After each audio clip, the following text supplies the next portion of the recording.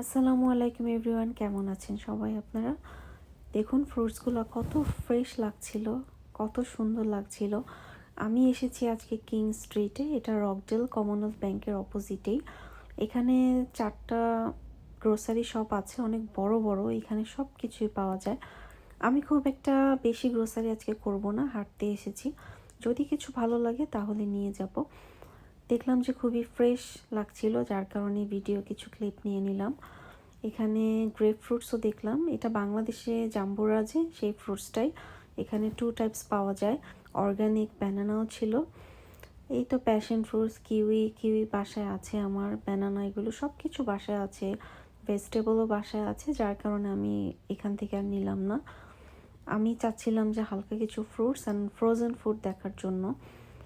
এই তো এখানে ব্রোকলিনিও আছে বাসায়, টমেটো, বেবি কিউকাম্বারের প্রাইস এখনও কমেনি, মোটামুটি এখনও হাই আছে। তো এটা ওদের পিকল সেকশন, সব কিছুর পিকল এখানে, জুকিনি। তারপর দেখলাম যে ম্যাঙ্গো চলে আসছে, বাট এখন আমি ম্যাঙ্গো নিব না। আমি নিয়েছি অ্যাভোকাডো, আমার অ্যাভোকাডো দরকার ছিল। তারপর নিয়েছি ব্লুবেরি। এরপর খুঁজছিলাম যে ফ্রেশ মাশরুম পাওয়া যায় কিনা, আমি মাশরুম নিব। তারপরেই তো ফ্রেশ কিছু ভেজি আমি দেখছিলাম, সব কিছু বাসায় আছে এর জন্য। আর এখানে অস্ট্রেলিয়াতে এসে আমি কয়েক রকমের এগ প্লান্ট দেখেছি। তারপর মনে হলো যে একটু ফ্রোজেন সেকশনটাও দেখি। ফ্রোজেন সি ফুড এখানে আছিল, প্রচুর পরিমাণে সি ফুড।